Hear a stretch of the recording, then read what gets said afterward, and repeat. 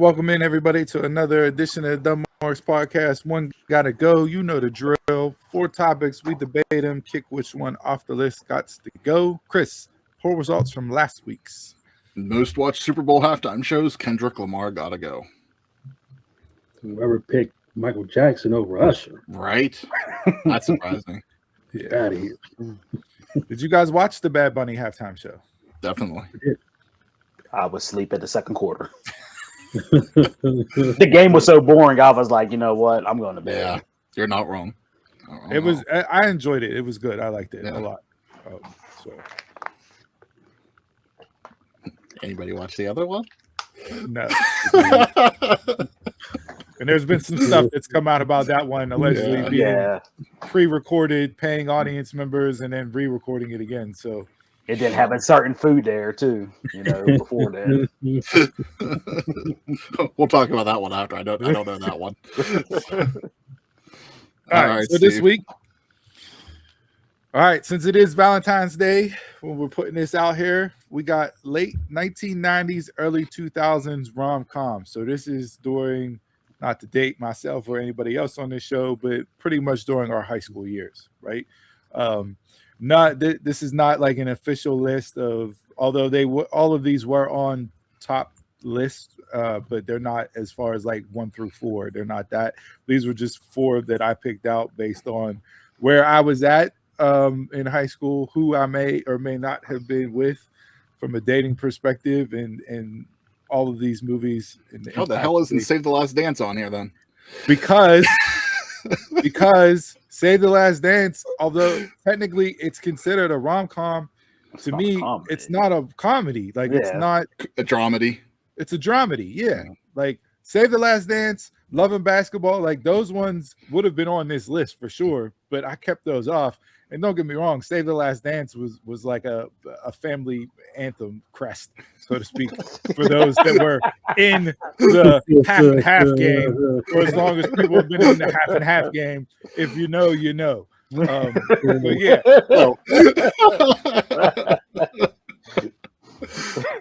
So with all that being said, we got She's All That, Can't Hardly Wait, 10 Things I Hate About You, and Summer Catch.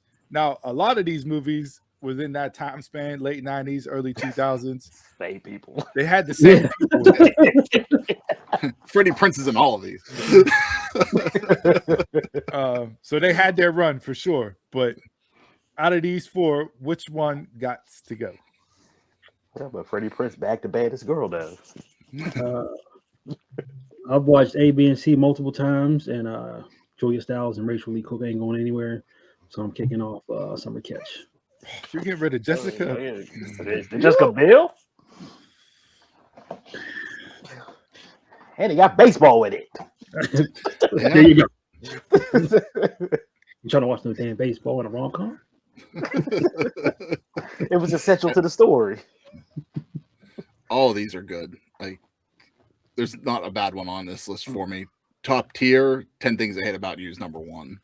Like, that's in one of my favorite movies of all time. That was number 1 on a lot of lists that I saw rankings for, was 10 Things I Can't Hate About You. Or if they weren't number 1, it was definitely in the top 4 or 5 at most. It's a great movie. Can't Hardly Wait's another one that I've enjoyed. It's underappreciated. I feel like Can't Hardly Wait does not get the love that it should. That's a great movie. In that run. For me, it comes down to She's All That and Summer Catch. Both good movies. I don't have a problem with either one of them. But what did I enjoy more than the other? It's been a while for both of them, but I feel like I enjoyed She's All That a little bit more. So I'm going to go with Summer Catch to go to. Interesting. Yeah, Chris, 10 Things I Hate About You is probably my favorite out of all the 4 of these. Summer Catch is definitely staying on just because we talked about the baseball factor. I'm a baseball player. I loved it to death. But She's All That. It didn't hit with me. I got to go. Wasn't crazy about it.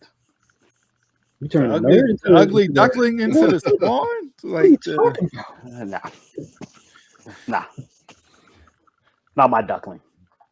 That's typical rom-com trope.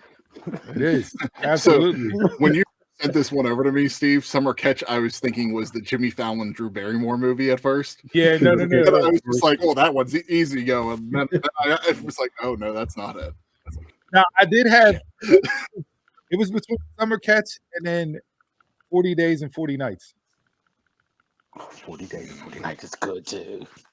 With Josh Hartnett. And I think that might have still went. Yeah, absolutely. you want to talk about baddies. Like, all these, Yeah. from a 40 baddie Days, 40 perspective, Nights, man. that feather scene changed lives. If you don't know, go watch it. Go watch it. It's been a bit since I watched that. That might be time for a rewatch. But I know a ton of people that tried to implement the feather trick afterwards.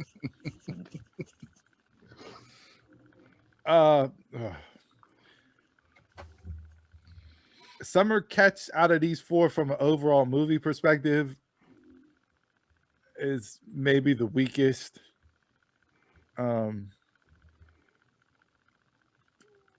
She's All That, Can't Hardly Wait, Ain't Going Nowhere. Do I get rid of 10 Things I Hate About You? No.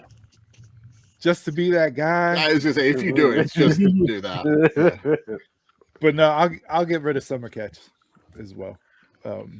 Out of this list compared to these other three, not from a baddie perspective, because Jessica Biel is arguably one out of this baddies list from the main baddies.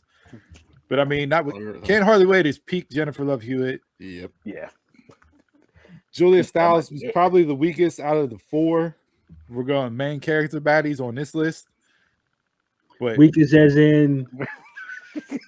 in the weakest of the females out of this four. Criteria. Nothing was? What you trying to say?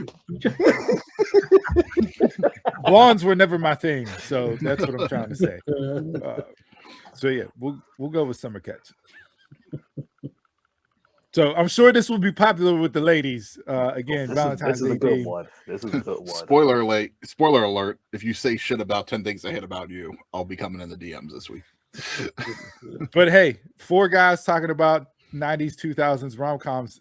Much like we talked about our soap opera, this was probably the most in-depth breakdown discussion that you'll get on this particular episode. We always do.